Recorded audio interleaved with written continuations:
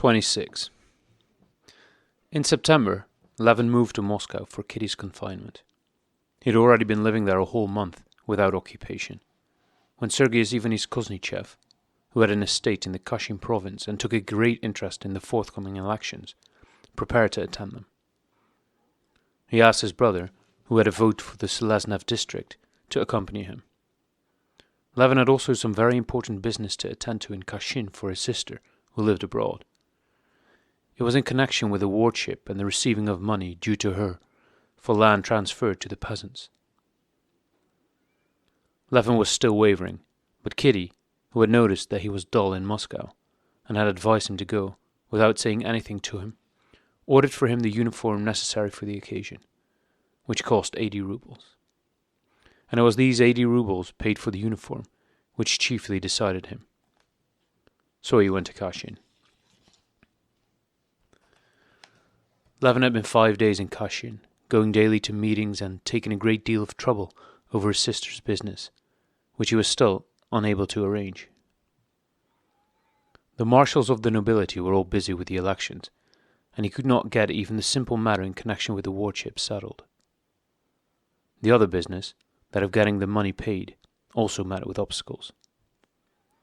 After long efforts to get an injunction removed, the money was all ready to be paid out. But the notary, a very obliging man, could not give the warrant because it needed the president's signature, and the president was engaged at the session and had not appointed a substitute.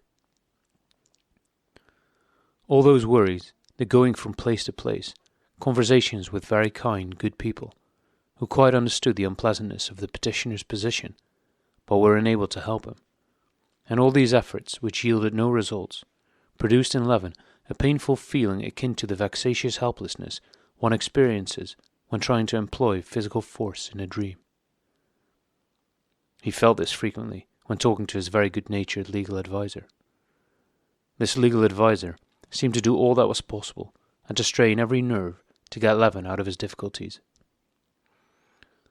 "Look here," he would say, "just try this. Go to so-and-so and to so-and-so." And the adviser would make an elaborate plan to circumvent the fatal difficulty which was at the root of all his trouble. But he would immediately add, "All the same, you will be put off. However, have a try." And Levin tried, and went again and again. Everybody was kind and amiable, but still it turned out that what he wanted to circumvent started up again in another place, and impeded him once more. It was especially annoying to Levin to be quite unable to understand with whom he was contending, and whom the delay in his business could profit. No one, not even his lawyer, seemed to know this. If Levin could have understood it, as he understood the reason for having to stand in a queue at a booking office, he would not have felt hurt or vexed. But no one could explain to him the reason for the obstacles he encountered in these business transactions. However, Levin had changed considerably since his marriage. He had become patient, and if he did not understand why things were arranged thus, he told himself that, not knowing everything, he could not judge, and that probably things had to be so, and he tried not to be indignant. And now, being present at the elections and taking part in them, he also tried not to condemn, not to dispute, but as far as possible to understand the matter, in which good and honest men, whom he respected, were engaged with so much seriousness and enthusiasm. Since his marriage, so many new and serious aspects of life had been revealed to him, which, owing to his superficial acquaintance with them, had formerly seemed unimportant, that he anticipated and looked for a serious meaning in this election business also. Kuznichev explained to him the meaning and importance of the changes anticipated as a result of the elections. The marshal of the nobility for the province, in whose hands the law placed so much important public business, wardships, such as the one about which Levin was now in trouble, the care of enormous sums of money belonging to the nobility, public schools for boys and girls, military schools, elementary education according to the new law, and finally the zemstvo. The marshal of the province, Snatkov, who was one of the old type of nobles. He had run through an enormous fortune, was a kind man, honest in his way but quite unable to understand present-day requirements. He always sided with the nobility in everything, openly opposed the spread of popular education, and gave a class character to the Zemstvo, which should have such enormous importance. It was necessary to put in his place a fresh, up-to-date, practical, and quite new man, and to manage matters so as to extract from the rights granted to the nobility, not as nobles, but as an element of the Zemstvo, all the advantages of self-government which could be obtained from them. In the wealthy province of Kashin, always ahead of all others, such forces were now assembled that, if matters were here managed as they should be, it might serve as an example to other provinces and to the whole of Russia. The affair was therefore of great importance. To replace Snetkov as marshal, Sviatsky was proposed, or, better still, Nevedovsky, an ex-professor, a remarkably intelligent man, and a great friend of Koznichev's.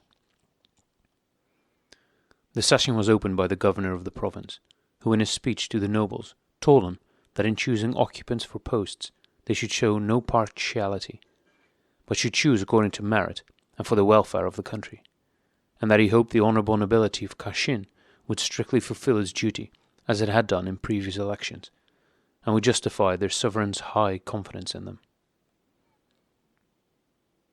Having finished his speech, the governor left the hall, and the noblemen, noisily, vivaciously, some of them even rapturously, followed him out with enthusiasm, and stood around him as he was putting on his fur coat and talking in a friendly way with the marshal of the province.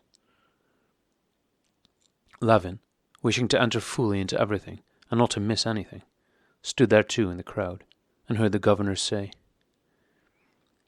"Please tell Maria Ivanovna that my wife is very sorry she has to go to the orphanage." Then the noblemen gaily scrambled for their overcoats, and all drove to the cathedral.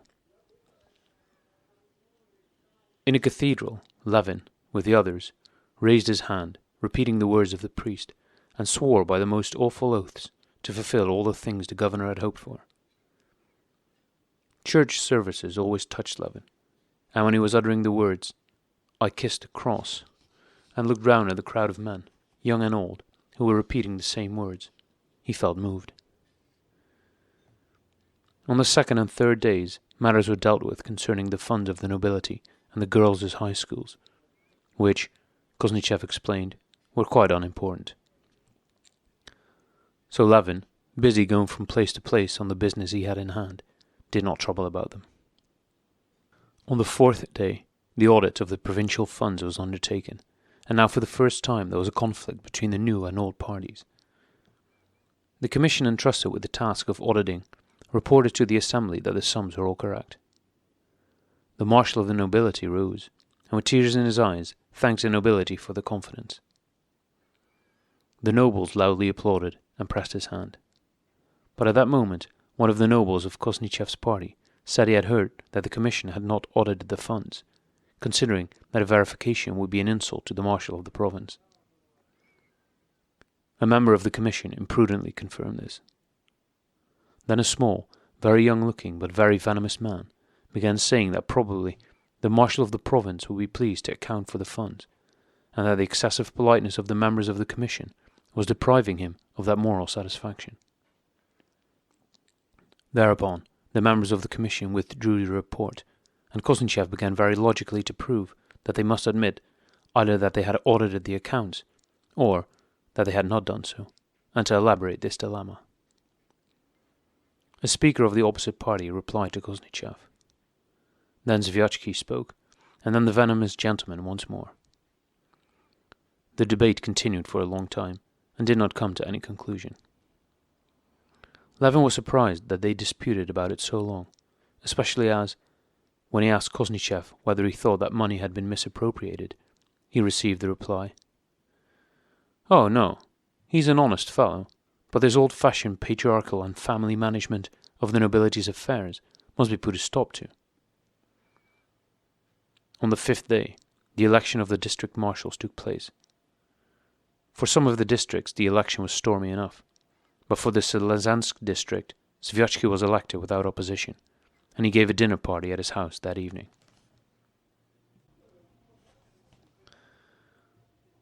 27. On the 6th day, the provincial elections were to be held. The large and small halls were full of noblemen in various uniforms. Many had come for that day only. Men who had long not met, some from the Crimea, some from Petersburg, and some from abroad, came together in those halls. At the marshal's table, beneath the portrait of the emperor, discussions were in full swing.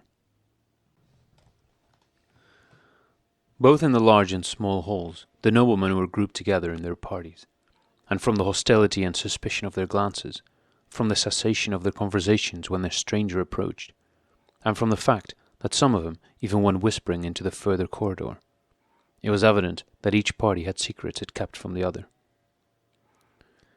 By their external appearance, the nobles were sharply divided into two sorts, the old and the young. The old, for the most part, either wore old-fashioned buttoned-up uniforms of their class and carried swords and hats, or wore the naval, cavalry, or infantry uniforms to which each was individually entitled. The uniforms of the old noblemen were cut in the old-fashioned way, with puffs at the shoulders, and were clearly too small for them, being short-waisted and narrow as if their wearers had grown out of them. The young men wore long-waisted, loose uniforms, wide across the shoulders with white waistcoats, or else wearing uniforms with black collars embroidered with laurel leaves, the emblem of the Ministry of Justice. To the young party also belonged the court uniforms, which here and there ornamented the crowd. But the division into young and old did not coincide with the separation into parties.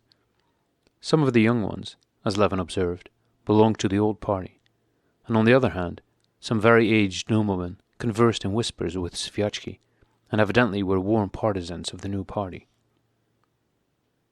Levin stood with his own group in the small hall, which was used as a refreshment and smoking room, listening to what was being said, and vainly straining his mental powers to understand it all.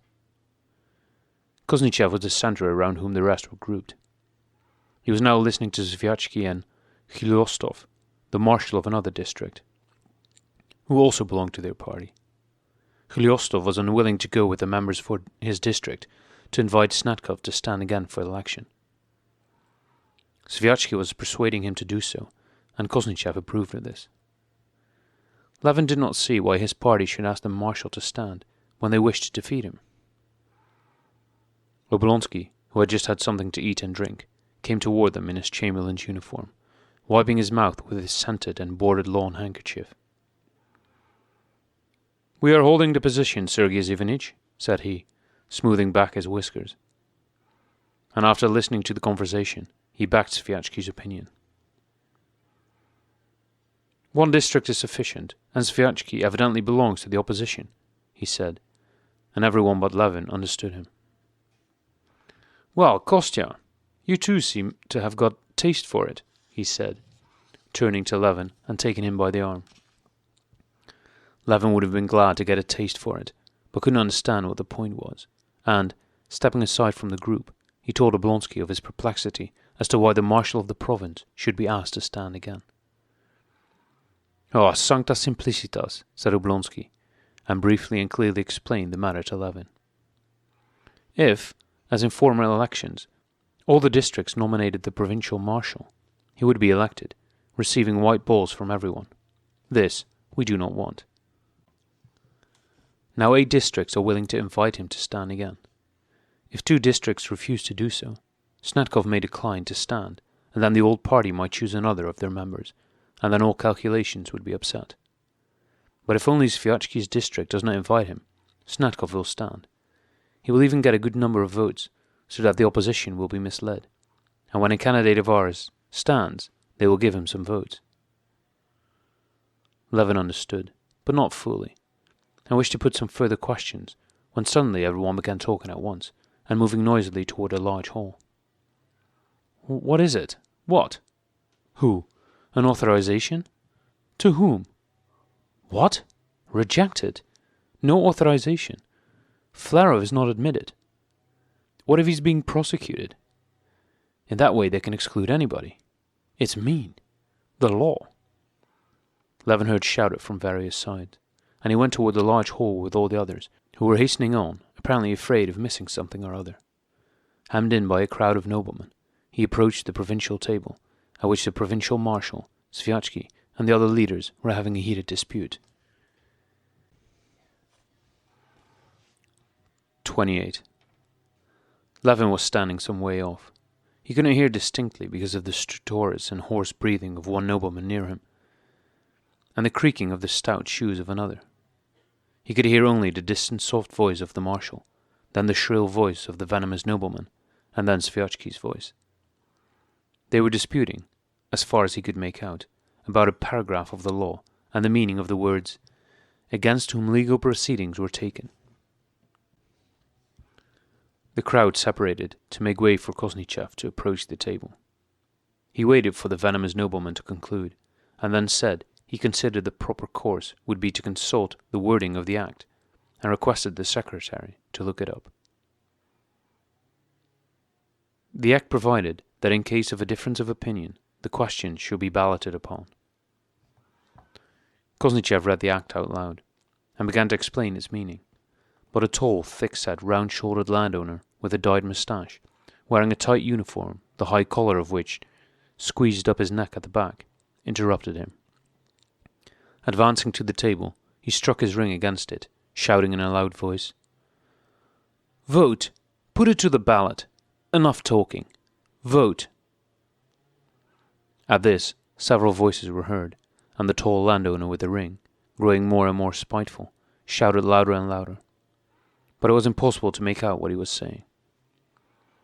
He was demanding the very thing Kosnichev was proposing, but he evidently hated Kosnichev and his party, and this hatred communicated itself to all those on his side, and in turn evoked a similar, though more decently expressed, feeling of conflicting anger from the opposing party.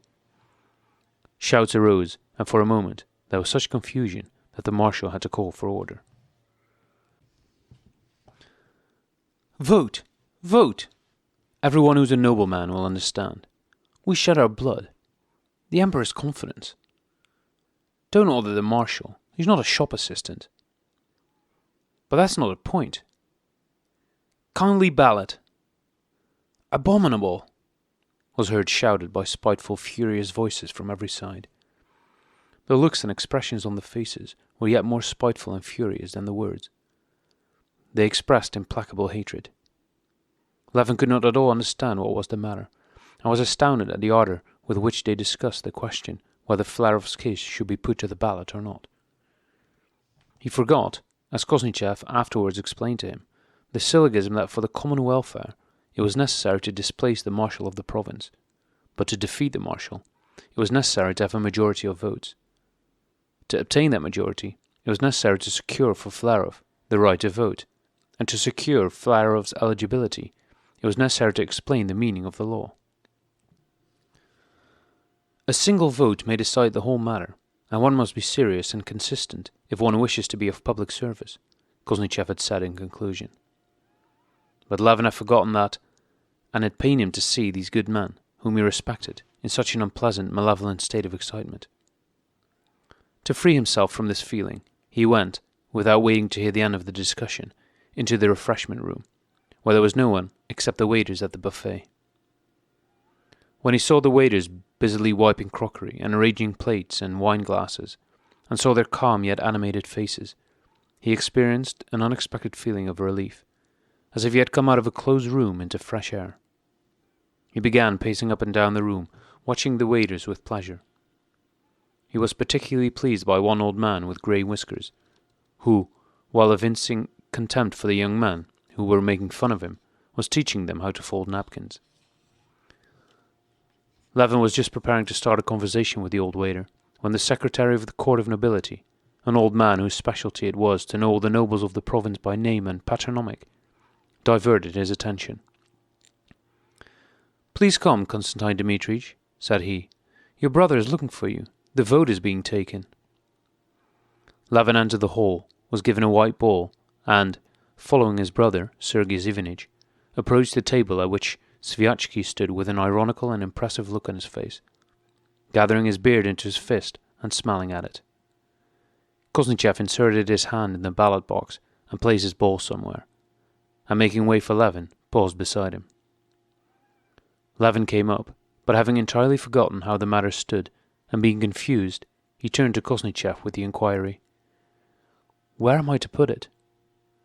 He spoke in a low voice at a time when people nearby were talking, so he hoped his question would not be heard. But the talk stopped, and his improper question was heard. Kosnichev frowned. "That depends on each man's convictions," he said severely. Several persons smiled. Levin blushed, hastily thrust his hand under the cloth that covered the box, and, as the ball was in his right hand, dropped it on the right side. When he had done so, he recollected that he ought to have put in his left hand also, and thrust it in, but it was too late, and feeling still more confused, he hurried away to the very back of the room. 126 for, 98 against, came the secretary's voice, dropping his R's. Then followed a sound of laughter. A button and 2 nuts had been found in the ballot box.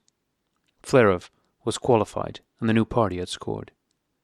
But the old party did not consider itself defeated. Levin heard Snetkov being asked to stand, and he saw that a crowd of nobles surrounded the marshal, who was speaking. Levin drew near. Replying to the nobles, Snetkov spoke of the confidence and affection of the nobility, of which he was not worthy. His merit, consisting only in his loyalty to the nobility, to whom he had devoted 20 years of service. Several times he repeated the words, "Have served to the extent of my power, faithfully and truly. I appreciate and thank." Then suddenly, choked by tears, he stopped and left the room. Whether those tears resulted from a consciousness of injustice done him, or from love for the nobility, or from the strange situation in which he found himself, surrounded by enemies, at any rate his emotion communicated itself. The majority of the nobles were touched, and Levin felt a tenderness for Snetkov. In the doorway, the marshal came into collision with Levin. "Sorry, please excuse me," he said, speaking as to a stranger. But recognizing Levin, he smiled timidly. It seemed to Levin that Snetkov wished to say something, but could not speak from agitation. The expression of his face and his whole figure, in uniform with crosses and white trousers trimmed with gold lace, as he went hurriedly along, reminded Levin of a hunted animal conscious that things are going badly with him. This expression on the marshal's face touched Levin, particularly because, just the day before, he had been to his house about the wardship, and had there seen him in all the dignity of a kind-hearted family man. The large house, with the old family furniture, the old footman by no means smart, rather shabby, but respectful, evidently former serfs who had remained with their master. The stout, good-natured wife, in a lace cap and Turkish shawl, caressing her pretty granddaughter, a daughter's daughter. The manly young son in the 6th form of the high school, who had just come home and who kissed his father's large hand in greeting. The impressive, kindly words and gestures of the host. All this had yesterday awakened Levin's involuntary respect and sympathy. Now the old man seemed touching and pathetic to Levin, and he wished to say something pleasant to him. "So you are to be our marshal again," said he. "Hardly," replied the marshal, looking round with a frightened expression. "I am tired and old. There are others worthier and younger than I. Let them serve." And the marshal disappeared through a side door. The most solemn moment had arrived. The elections were about to begin. The leaders of both parties were making estimates and calculating on their fingers the white and black balls they could reckon on. The debate about Flerov had given the new party not merely his vote, but also a gain in time, so that they had had a chance to bring up 3 more nobles who, by the machinations of the old party, were to be prevented from taking part in the elections. 2 of these noblemen, who had a weakness for wine, had been made drunk by Snetkov's agents, and the uniform of the 3rd had been carried off.